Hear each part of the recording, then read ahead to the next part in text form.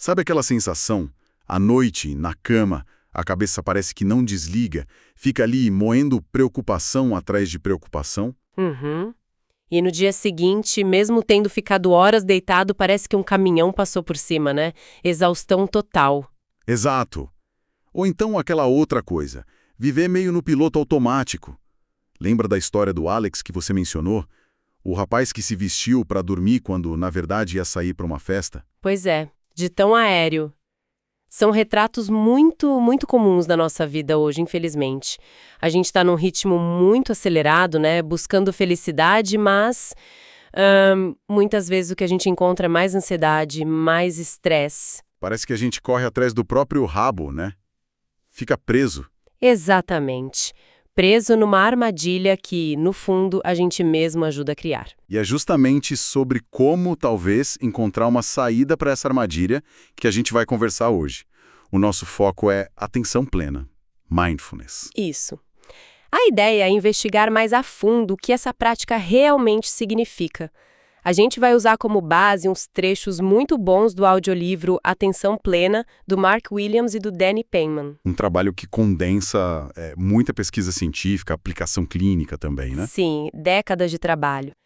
Então, a nossa exploração aqui hoje é para ir além daquela ideia vaga, sabe? Entender a essência mesmo.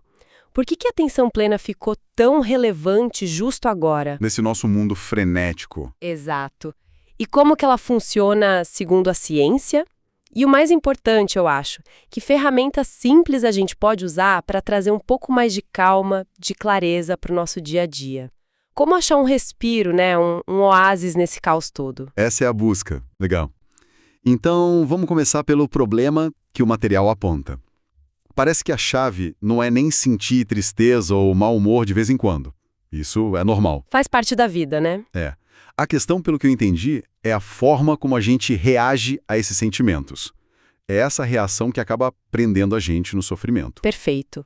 E aí entra uma analogia do livro que eu acho sensacional. A da areia movediça. Areia movediça? Como assim? Imagina que sentimentos difíceis, tristeza, ansiedade, raiva, são como areia movediça.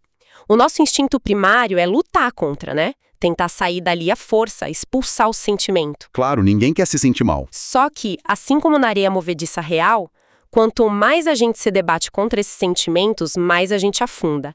A mente entra num modo muito específico que, na verdade, piora tudo. Que modo é esse? O livro fala de um modo atuante, né? Isso mesmo, o modo atuante, pensa nele como a nossa mente resolvedora de problemas. É um modo incrível para, sei lá, construir uma ponte, planejar um projeto, consertar algo que quebrou. Ele funciona bem para coisas práticas. Exato. Ele identifica onde a gente está, por exemplo, tô infeliz. E onde a gente quer chegar? Quero ser feliz. Aí ele traça um plano para fechar essa lacuna, para resolver o problema. Entendi. Mas por que ele falha com as emoções? Se eu tô triste, parece lógico querer resolver a tristeza. Não. Aí que tá a grande sacada e a armadilha. Quando o modo atuante encara a tristeza como mais um problema na lista para resolver, ele começa a analisar sem parar. Por que eu tô assim? O que eu fiz de errado? Como eu saio disso rápido? A cabeça fica a milhão. Exatamente, essa análise excessiva, essa ruminação, acaba jogando mais lenha na fogueira do sentimento negativo. A mente começa a desenterrar todas as outras vezes que a gente se sentiu mal, cria um filme de terror interno. Nossa. E aí vira um ciclo vicioso de autocrítica, de desesperança. É a areia movediça mental. Lutar contra a tristeza nesse modo só te afunda mais e mais rápido. Faz todo sentido. E nesse estado, imagino que seja muito fácil acreditar que aqueles pensamentos negativos são a mais pura verdade sobre a gente, sobre o mundo. Precisamente. A gente começa a confundir pensamento com fato. Eu sou um fracasso vira uma verdade absoluta, não só um pensamento que passou pela cabeça. E isso tem tudo a ver com viver no tal piloto automático, né? Diretamente ligado. A gente passa uma parte enorme do dia fazendo coisas, comendo, dirigindo, trabalhando, até conversando sem estar realmente ali, presente. O corpo está fazendo, mas a mente está longe. Perdida em lembranças ou preocupada com o futuro? Isso. Revivendo discussões passadas, ensaiando conversas futuras, planejando o jantar enquanto almoça. E qual o preço disso? Além do risco de, sei lá, sair de pijama pra festa, como o Alex. Olha, o custo é alto. É a própria vida passando meio despercebida. O livro até faz uma provocação interessante. Diz que a gente poderia, de certa forma, dobrar nossa expectativa de vida. Dobrar. Como assim? Em anos. Não em anos, mas em termos de experiência vivida. Simplesmente por estar mais consciente, mais presente durante as horas em que a gente está acordado. Pensa bem. Quanto da nossa vida a gente está realmente experimentando?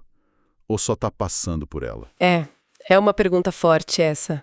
E aí imagino a atenção plena entra como a proposta para a gente despertar desse piloto automático. Exatamente.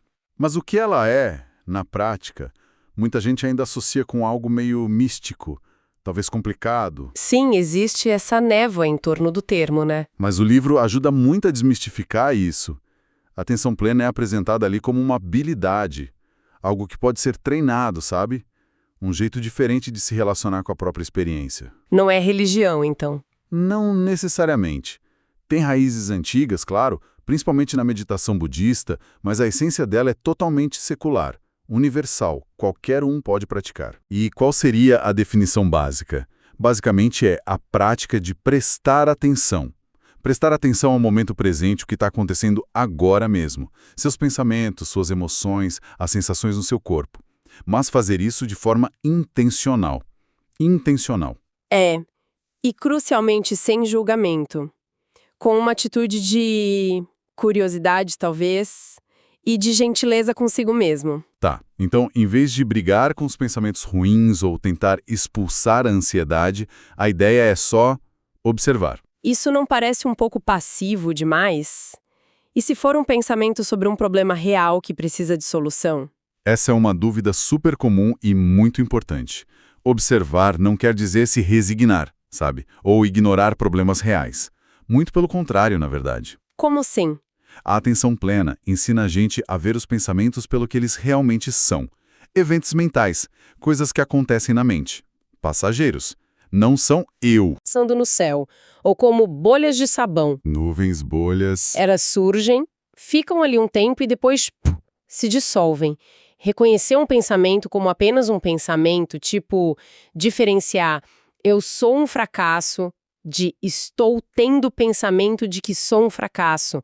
Nossa, isso cria um espaço. Um espaço. Sim, um espaço mental. E nesse espaço, a gente ganha a liberdade de escolher como responder, em vez de só reagir no automático levado pela emoção do momento. Entendi. Então não é sobre parar de pensar ou de sentir. É sobre mudar a relação que a gente tem com os pensamentos e sentimentos. É isso que cultiva o tal modo existente que o livro fala. Exatamente isso. O modo existente é o outro lado da moeda do modo atuante.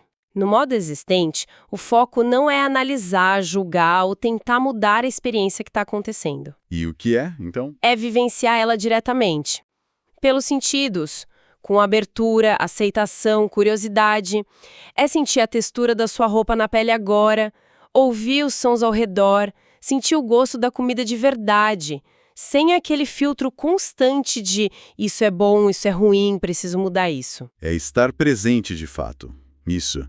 E a atenção plena é o creno que ajuda a gente a perceber. Opa, minha mente está no modo atuante agora, ruminando sem parar. E aí ela nos dá a flexibilidade para conscientemente mudar a marcha, voltar para o modo existente, especialmente quando o modo atuante está só piorando as coisas, como no caso das emoções difíceis. Isso me puxa para outra parte que eu achei fascinante no material. A conexão mente-corpo. Como que ela entra nessa história toda? Por exemplo, a mente fica ansiosa, preocupada. Essa mente ansiosa gera tensão no corpo. Ombro duro, respiração curta, sabe? Sei. A famosa reação de luta ou fuga. Essa mesma. Aquela que prepara o corpo para um perigo. Só que hoje em dia, o perigo pode ser um e-mail estressante do chefe, uma conta para pagar, ou até uma preocupação totalmente imaginária sobre o futuro. O cérebro não diferencia muito, né? Não. Ele dispara o alarme do mesmo jeito. O corpo reage como se a ameaça fosse física, imediata. Só que tem uma diferença crucial entre nós e, sei lá, uma gazela na savana. Qual? A gazela vê o leão, o corpo entra em alerta máximo, ela corre. Passou o perigo, o leão foi embora. Ela relaxa, volta a pastar. O sistema desliga. E a gente? A gente, com a nossa supercapacidade de pensar, de remoer, de antecipar, a gente pode manter esse estado de alerta ligado cronicamente, mesmo sem leão nenhum por perto. A tensão vai se acumulando, ombro, mandíbula, estômago, cada um guarda num lugar. E essa tensão acumulada no corpo manda sinais de volta para o cérebro. Tipo, ei, tem perigo na área. Exatamente. E aí realimenta a preocupação, a ansiedade, vira um ciclo vicioso que se sustenta sozinho. Caramba! E a atenção plena ajuda a quebrar isso? Ajuda muito, justamente por nos reconectar com as sensações do corpo. Tem práticas específicas para isso, como a exploração corporal. Exploração corporal. É uma meditação guiada, onde você leva a atenção de forma gentil e curiosa para diferentes partes do corpo. Sem tentar mudar nada, só perceber. Como está meu pé agora? E minha perna? Minhas costas? Tem tensão aqui. Onde? Como é essa sensação? Só notar. Só notar. A simples consciência dessa tensão sem julgamento muitas vezes já é o suficiente para começar a relaxá-la. A gente aprende a ouvir os sinais sutis que o corpo manda e a responder com cuidado em vez de ser sequestrado por esse ciclo automático de estresse e tensão. Interessante. E falando em práticas, o livro fala daquele programa de 8 semanas, né? Mas também menciona umas coisas bem simples para quem está começando, certo? Sim, e isso é ótimo. A beleza da atenção plena é que ela não precisa ser um bicho de 7 cabeças. Pode ser integrada em práticas super curtas e acessíveis no dia a dia. Tipo o quê, por exemplo? Uma que o livro descreve em detalhes e que parece boba, mas é muito poderosa, é a meditação da passa. Da uva passa. Aquela pequenininha. Sério? Como isso ajuda? É um exercício genial de atenção focada. Você pega uma única uva passa, uma só, e explora ela com todos os seus sentidos, como se nunca tivesse visto uma antes na vida. Observa a cor, a textura enrugadinha, sente o peso na mão, o cheiro, aí coloca na boca devagar, nota as sensações na língua, mastiga bem devagarzinho, percebendo a explosão de sabor, a mudança de textura, até engolir e notar a sensação indo embora. Nossa, só com uma uva passa? É um treino intensivo de estar 100% presente numa atividade cotidiana e simples. Desperta os sentidos que a gente normalmente ignora e tira a gente do piloto automático. Mostra o quanto a gente perde das pequenas experiências da vida por estar com a cabeça em outro lugar. Impressionante mesmo. E tinha também a meditação de 1 minuto, né? Algo assim. Sim, a respiração de 1 minuto é super prática. É só parar por 60 segundos. Onde você estiver, senta de um jeito confortável, fecha os olhos se quiser e leva a atenção para a respiração. Só respirar. Sentir a respiração, o ar entrando, o ar saindo, o abdômen que sobe e desce. A mente vai devagar, com certeza vai. Vai pensar na lista do mercado, no que tem que fazer depois. Normal, né? Totalmente normal. A prática não é impedir a mente de devagar. É perceber, opa, a mente foi embora. E aí, gentilmente, sem bronca, trazer ela de volta para a sensação da respiração. Fazer isso por 1 minutinho já cria uma pausa consciente no meio da correria. Já ajuda a recentrar. E o programa de 8 semanas que você mencionou, ele estrutura isso de forma mais longa, né? E combina com os tais liberadores de hábitos. Isso. O programa chama MBCT, que é Terapia Cognitiva Baseada em Atenção Plena. Ele foi desenvolvido justamente para ajudar a prevenir recaídas de depressão, mas se mostrou útil para muita gente. Ele vai introduzindo as meditações de forma progressiva e os liberadores de hábitos, que são pequenas mudanças na rotina que a gente faz de propósito para dar uma sacudida no piloto automático. Tipo escovar os dentes com a outra mão. Para prestar atenção no que está fazendo. Exato. Ou sentar num lugar diferente na mesa do café da manhã, fazer um caminho diferente para o trabalho. São coisinhas que quebram o padrão e convidam a gente a prestar mais atenção no momento presente, com mais curiosidade. Legal. E a ciência por trás disso tudo? O livro fala bastante de benefícios comprovados, né? Às vezes parece até bom demais para ser verdade. Quais são os principais? É compreensível ter um pé atrás, mas as evidências científicas hoje são bem robustas, viu? E continuam crescendo. A gente pode pensar nos benefícios em algumas áreas-chave. Ok. Primeiro, o impacto óbvio no bem-estar mental. Os estudos mostram reduções bem significativas em sintomas de ansiedade, de estresse, de irritabilidade. O que já seria ótimo. Com certeza, mas tem algo ainda mais impactante, que é na prevenção de recaídas de depressão. O livro cita pesquisas mostrando que o MBCT, aquele programa de 8 semanas, é tão eficaz quanto medicação antidepressiva para prevenir que pessoas com histórico de depressão grave tenham novas crises. Nossa, tão eficaz quanto o remédio. Isso é muito sério. É muito sério. E, claro, sem os efeitos colaterais que muitos remédios podem ter. Isso não quer dizer para ninguém largar a medicação por conta própria, claro, mas mostra o potencial enorme da prática como complemento ou alternativa, sempre com acompanhamento profissional. Entendido. Importantíssimo isso. E além da saúde mental, tem mais coisa. Tem sim. Muitos benefícios ligados à nossa resiliência física e cognitiva também. Relatos e estudos apontam melhoras na memória, na capacidade de foco, de concentração, até na criatividade. Interessante. E no corpo também. Fortalecimento do sistema imunológico, redução de marcadores de estresse crônico, como pressão alta. Tem aplicações promissoras até no manejo de dor crônica, no apoio a pacientes com câncer, no tratamento de dependências. Parece que mexe com o sistema todo, né? Fala de neuroplasticidade, né? Aquela ideia de que o cérebro pode mudar. Sim, e essa parte é simplesmente fascinante. A pesquisa com neuroimagem está mostrando que praticar atenção plena pode literalmente remodelar o nosso cérebro. Remodelar? Mudar fisicamente? Exato. É como se a gente pudesse ajustar o nosso termostato emocional. Observa-se, por exemplo, uma mudança na atividade do córtex pré-frontal. Que é uma área importante para Regulação emocional, planejamento, tomada de decisão. A prática parece fortalecer os circuitos ligados a emoções mais positivas, a uma abordagem mais equilibrada diante das dificuldades, em vez daquela reação automática de evitar ou de se angustiar. menos reatividade, mais resposta consciente. Isso, e tem também um fortalecimento da ínsula.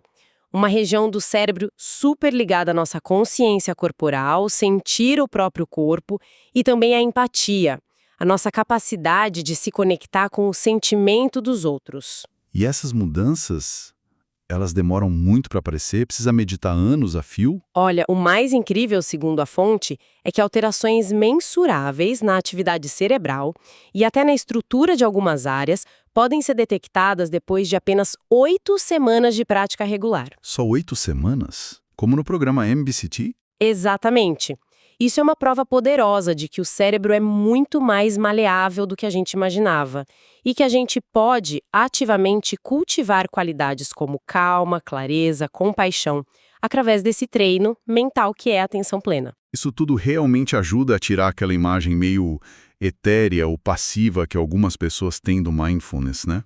Com certeza. É fundamental reforçar isso. Não é uma religião, não exige que você adote nenhuma crença específica. Não precisa sentar em posição de lótus por horas se isso não for para você. Não é para esvaziar a mente também. Ficar zen, sem pensar em nada. De jeito nenhum. Esse é outro mito comum. Não é sobre parar de pensar ou de sentir. E também não é sobre se tornar uma pessoa apática, sem ambição, que aceita tudo. Então, qual seria a visão correta, resumindo? É sobre cultivar clareza. É sobre ver os nossos próprios pensamentos, as nossas emoções e a realidade ao nosso redor com mais nitidez. Para quê? Para poder agir com mais sabedoria, com mais intenção. Agir alinhado com o que é importante pra gente. Exatamente. Agir alinhado com nossos valores. E não só ficar reagindo no calor do momento, preso em padrões antigos que nem funcionam mais. Não é aceitar passivamente uma situação ruim, por exemplo, mas sim compreender essa situação, profundamente, incluindo nossa própria reação a ela, para poder encontrar a forma mais eficaz e compassiva de lidar com ela, ou de transformá-la. Entendi. Então, se a gente fosse amarrar a ideia central, a atenção plena seria um caminho para encontrar mais paz, mais lucidez no meio desse caos moderno todo. Isso. Não esperando que o mundo lá fora mude magicamente, mas sim transformando a nossa relação com o nosso mundo interno, com a nossa mente, nosso corpo. Perfeitamente colocado, é isso. É um despertar daquele piloto automático que a gente falou no início.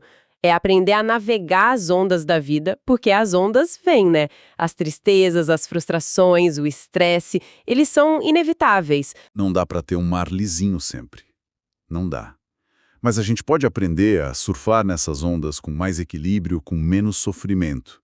Em vez de ser só arrastado pelas reações habituais, raiva, fuga, ruminação, a gente aprende a fazer uma pausa.